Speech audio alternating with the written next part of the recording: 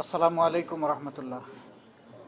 সম্মানিত সাংবাদিক বন্ধুগণ, ইতিমধ্যেই আপনারা অবহিত হয়েছেন যে আজকে আমরা বাংলাদেশ জামাত ইসলামের কেন্দ্রীয় কার্যালয়ে 11 দলীয় নির্বাচনী অক্ষের শীর্ষ দায়িত্বশীলবৃন্দ আমরা একসাথে বসেছিলাম।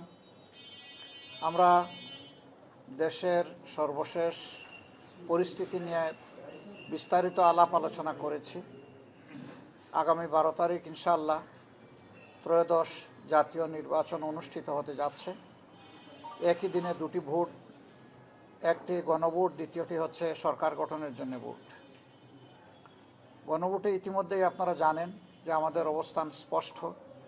আমরা জুলাই আকাঙ্ক্ষার আলোকে যে সংস্কার প্রস্তাব উপস্থাপিত হয়েছে, এটার বৈধতা দেওয়ার জন্য যে গণরায়ের দরকার, এর জন্য গণভোট অনুষ্ঠিত হচ্ছে আমাদের অবস্থানের পক্ষে। আমরা ইতিমধ্যে সারা দেশে সর্বত্র আমাদের প্রচারণার শুরু থেকেই গণভোটে হা এই মোটিভেশন নিয়েই আমরা কাজ করে যাচ্ছি এবং আমরা আশাবাদী ইনশাল্লাহ বিপুল ব্যবধানে হা বিজয়ী হবে।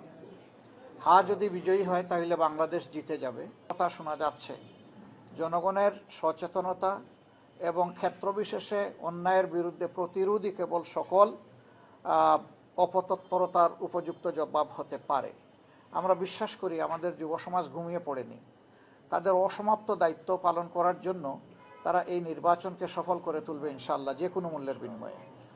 এবং কেউ অন্য কিছু করতে চাইলে আমরা অনুরোধ করব জনগণ যেন নিজেদের অধিকারের পক্ষে মজবুত হয়ে দাঁড়িয়ে যায়।